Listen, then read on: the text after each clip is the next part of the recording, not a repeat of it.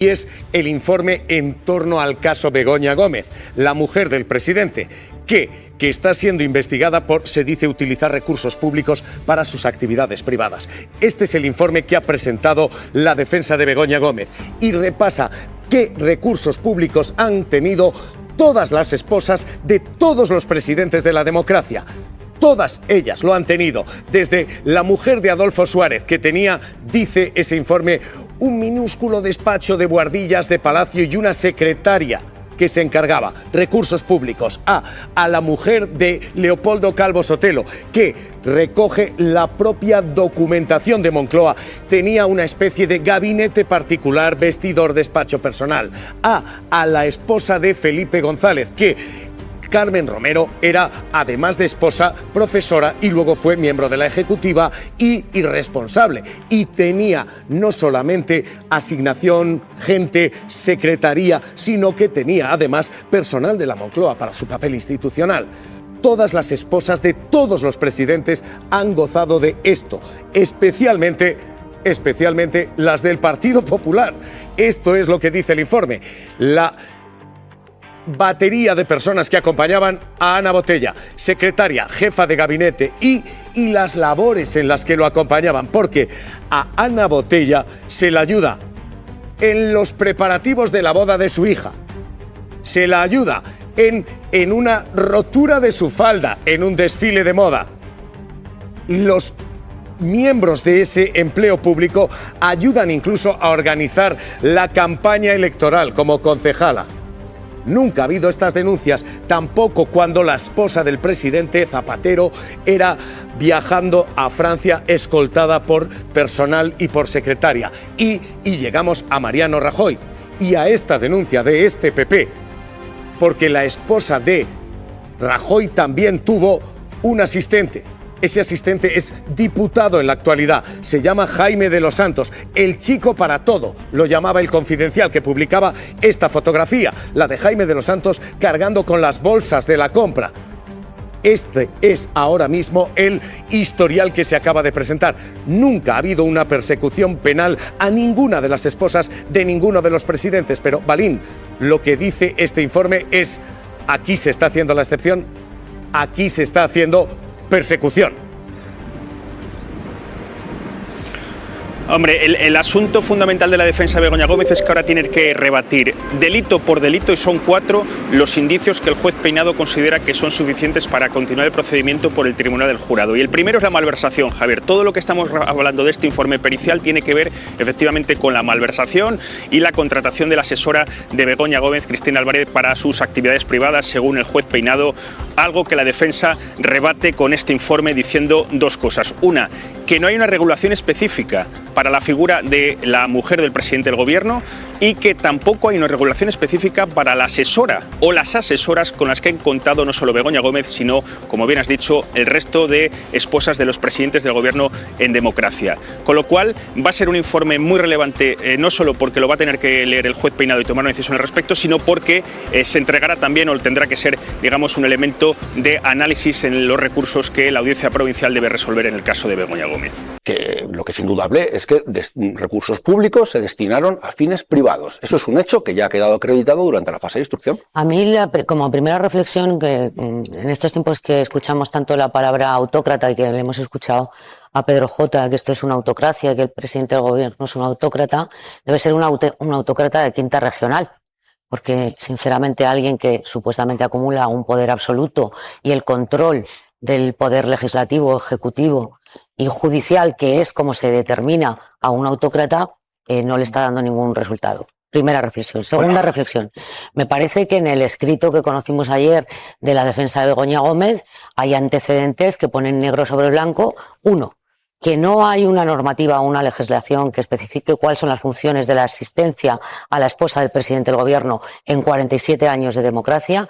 Y 2, que hemos montado un escándalo porque la asistenta de la esposa del presidente del gobierno mandara correos electrónicos, y no hemos montado ningún escándalo porque hubiera una señora en el Palacio de la Moncloa que se montó una candidatura para el Ayuntamiento de Madrid y montó la oficina electoral en el Palacio de la Moncloa, o un señor que hacía de asistente de la mujer de Rajoy y iba de compras con ella para llevarle las bolsas. Eso supuestamente también es malversación. O lo que dice y explica claramente en ese documento, las dos personas que Mariano Rajoy contrató para asistir médicamente a su padre, que además las contrató como si fueran asistentes de la presidencia del gobierno. Es decir, y aquí nunca pasó nada.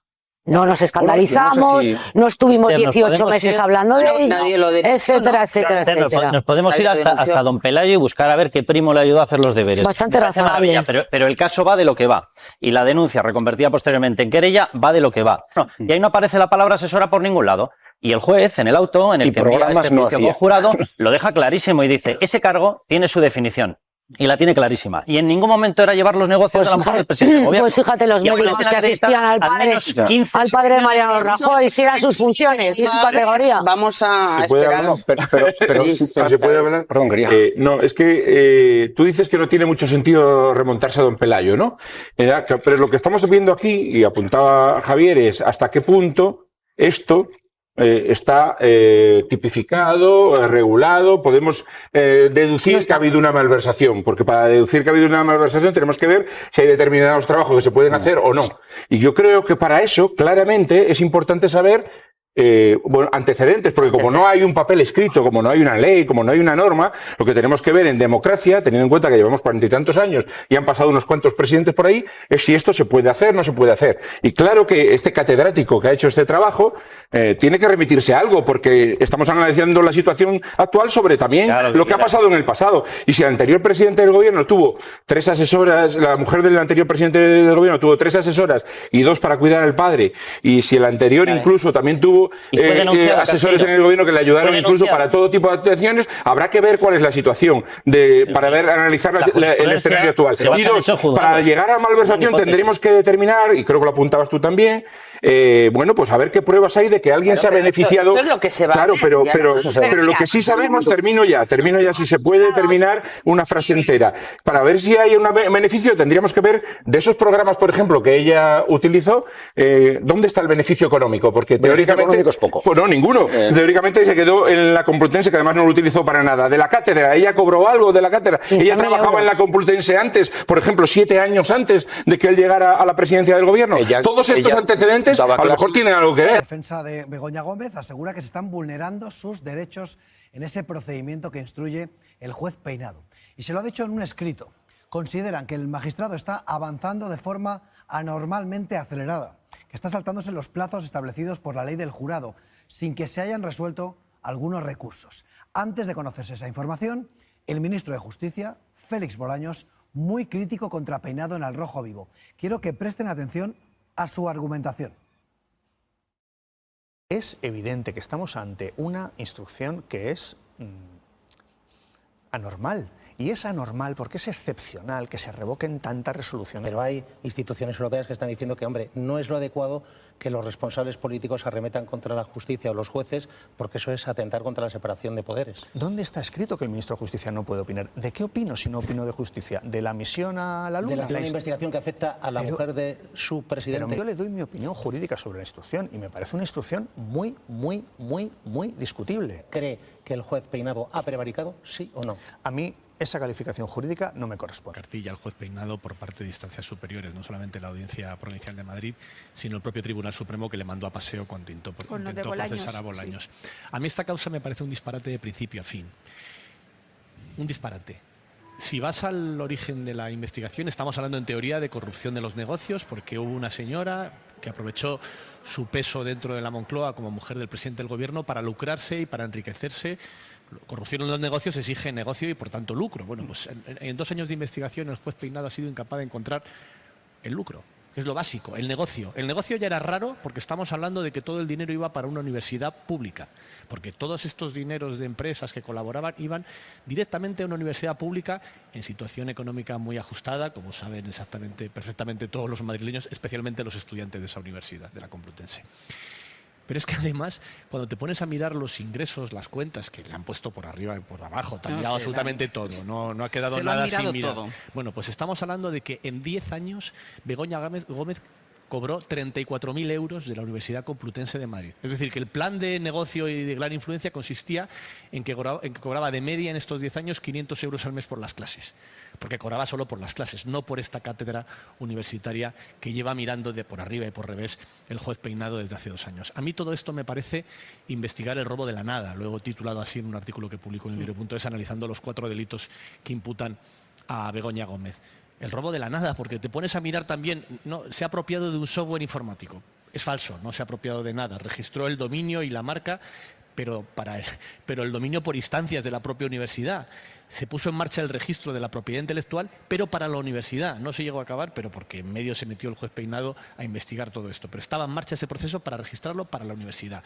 Y es que además este software que acusan a Begoña Gómez de haber robado es un software gratuito, sin ánimo de lucro, que las empresas que colaboraron en él lo hicieron porque tenía un bien social. Era básicamente un cuestionario digital para que las empresas supieran cómo mejorar sus criterios de sostenibilidad medioambiental, los criterios de RSC, para así poder optar a ayudas públicas. No había ningún lucro posible en algo así.